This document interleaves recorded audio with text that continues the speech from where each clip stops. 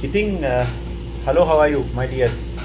Today I'm going to talk about the drug trafficking, illegal drug trafficking and cartels, about the cartels in Mexico, Guatemala, Nicaragua, mainly in Mexico, right? Into United States. So what is this illegal drug trafficking trade in Guatemala? If you talk about the Guatemala, the illegal drug trade in Guatemala includes the transshipment. It's a transshipment country to cocaine to the United States. So United States has a main role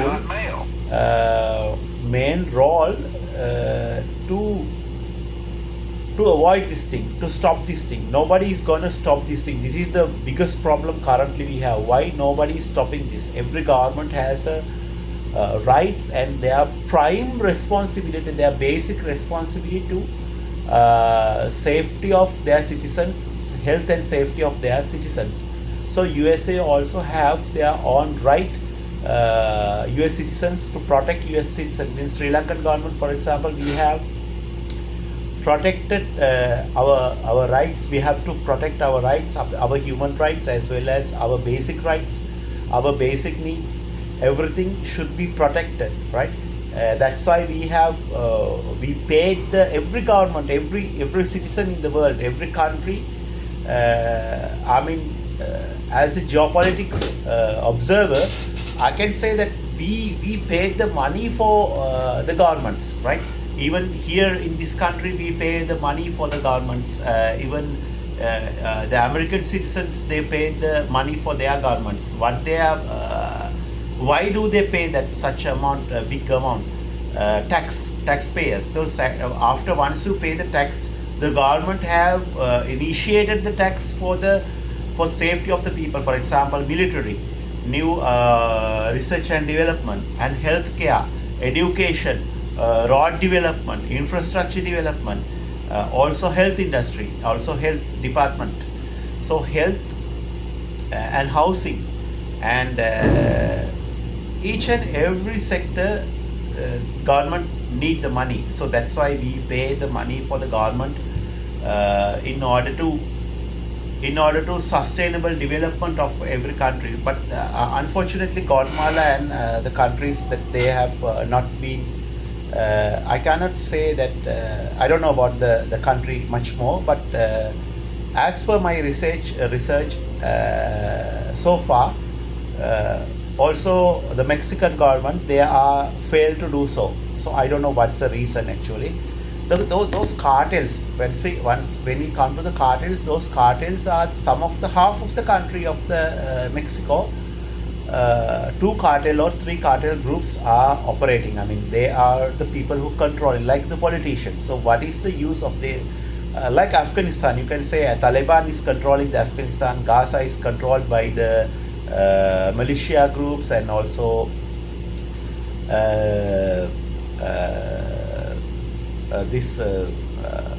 you can say this Islamic groups, Al Qaeda, maybe Jihad, maybe Hezbollah, maybe Hamas, those in the Middle East. And if you see some parts of Balochistan and Pakistan controlled by the militia groups, these people, the terrorist groups. So you can say these cartels also as a terrorist groups. So they harmful to the human,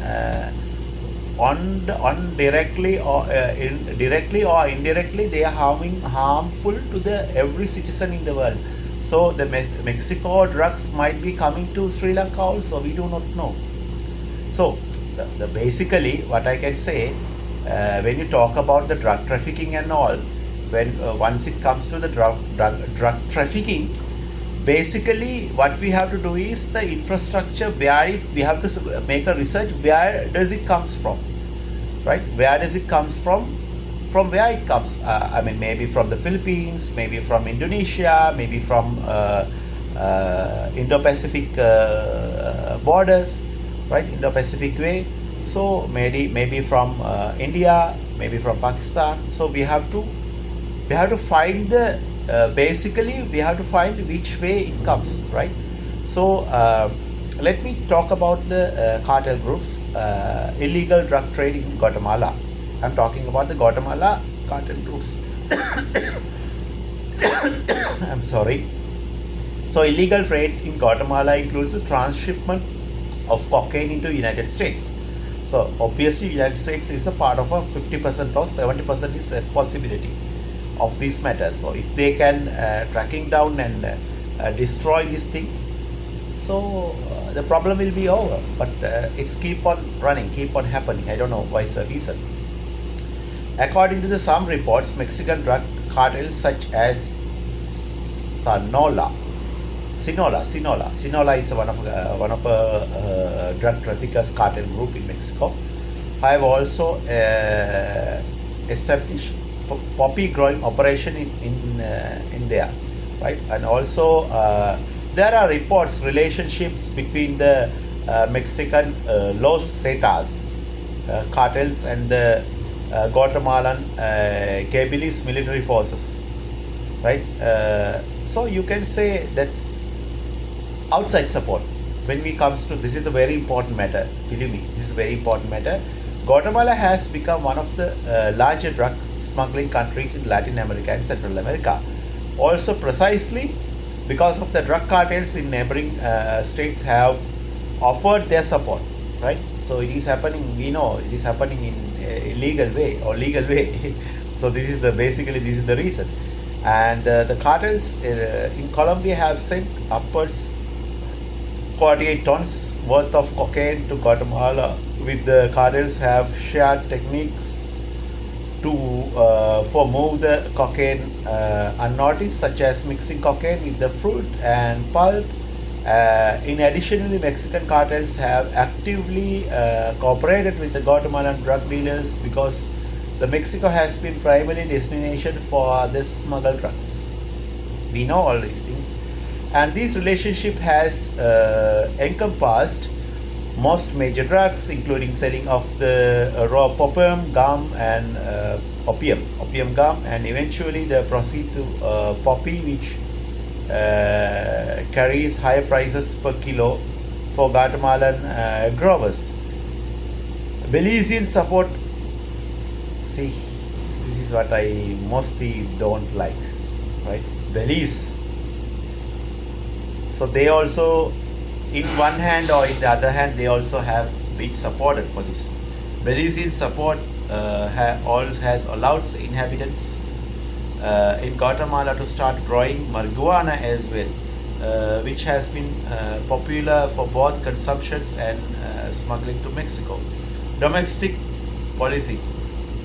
Within Guatemala, the domestic police has experienced difficulty. They have to come to Sri Lanka or India or Pakistan to get the military assistance from us. So we can do it.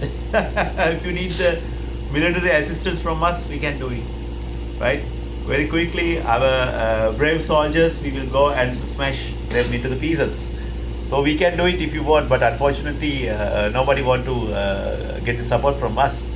If you want to know how to deal with the cocaine and how to track down and how to deal with the cartels and how to destroy them, how to demolish them, and how to completely dismantle them, call us. We know how to do, because in Sri Lanka, 30 years of war, we won. More than the cartel groups, more than maybe 50,000 to 100,000 people were dying. That doesn't matter. We have a country at least to live right now. So that's basically we are happy about Sri Lanka. I mean, it's my country. So I'm happy about to say that Sri Lanka is a safe country to travelers and for us. We do have some such problems, and we have economic downturn. China has overtaken some lands, and China has made some fake promises to us, and they give us loans, and we have to pay multi-billion interest rates, and some of our politicians has destroyed the country, and it's a common thing in not only the Sri Lanka but all over the world. So this is how it goes. I mean, you can say with Guatemala, domestic police has experienced difficult to combining to growing and selling the drugs and combating the inefficiency and corruption of the see the things, corruption. If the policy has a corruption, so it will be in everywhere. You cannot think about something else. You got to think about it in further, right?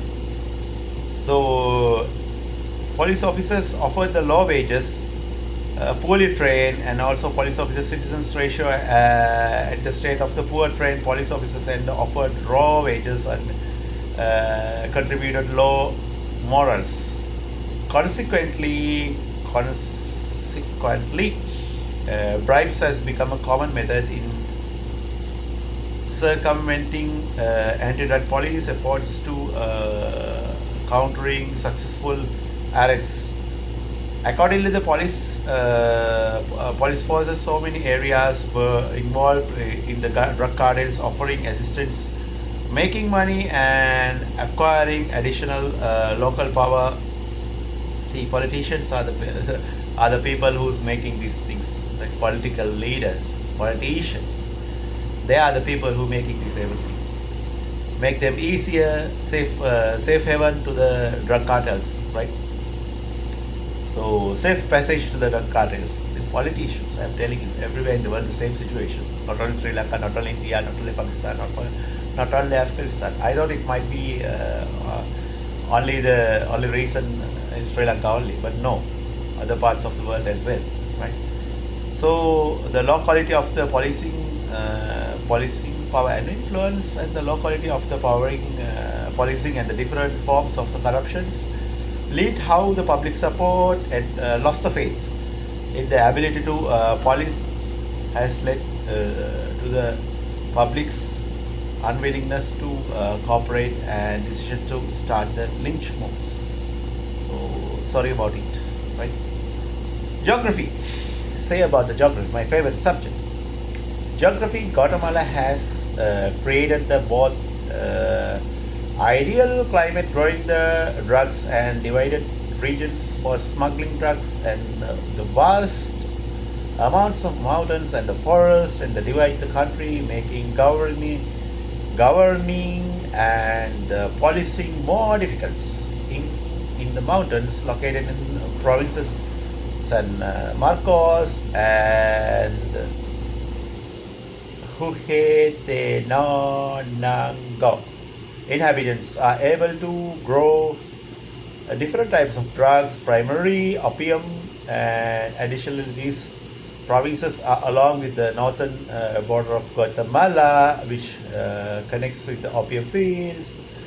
In Mexico, primary destination of the majority of the drugs and grown smuggled through Guatemala. Due to the close proximity, and the Mexico and Guatemalan Mexican police have experienced difficult to combating these fields, as these two governments must respect each other's sovereign borders and do not have a complete authority to the area. This is the problem. This is another problem. So intergovernment relationship in the geopolitics, we must have to have encourage the government to do cracking down these things. So allowed the marijuana. Also, the northern forests in Guatemala have allowed the marijuana growers and the smugglers to maneuver away the authorities as well. Through the support of the growers' beliefs, popular people in Guatemala have been acquire seeds and the connections to start the growing, supporting on their product Mexico, while avoiding some restrictions, laws, and afforded by the government of Belize. You can say dynamics also. Okay, in the last part, you can see the dynamics. Guatemala connects with Honduras and the Mexico along with the border and the drug routes between the Central America and the United States. So this is the thing also. Yeah, in long unpatrolled coastal line, and sparse jungle makes it popular landing point for the boats and the planes carrying the drugs from South America, while the borders have unsatisfied, unjustified, and ill-equipped. What's the meaning of that? Ill-equipped.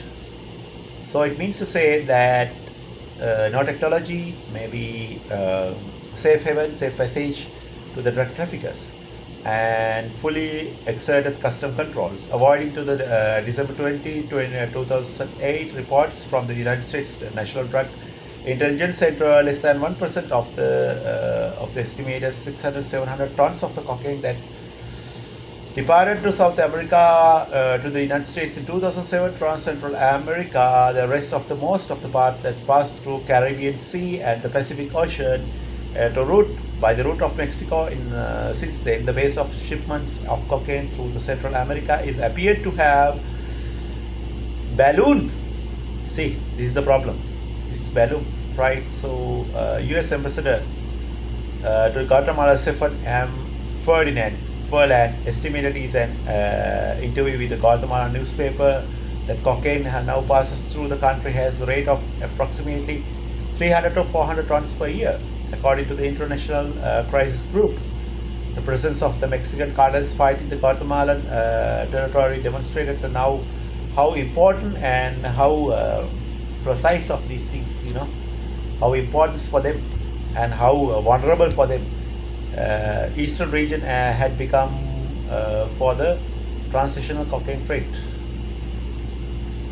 So, sad situation.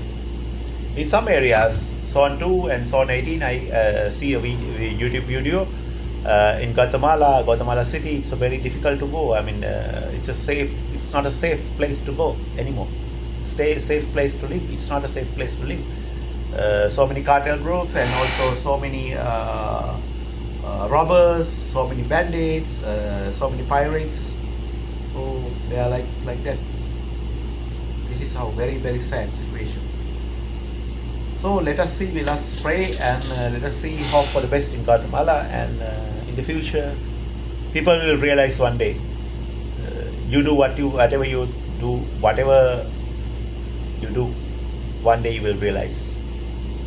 There are not very bad people, there are not very good people also. Everywhere there are bad people and the good people as well. So I know you can say there are good people and there are bad people and there are some middle people. It's a normal thing in the world, So this is the world that we are living. We are living in 2024. So this is my second video of 2024, and have a great day and God bless you. Buddha bless you to everybody. Take care. Bye bye. See you in another great video.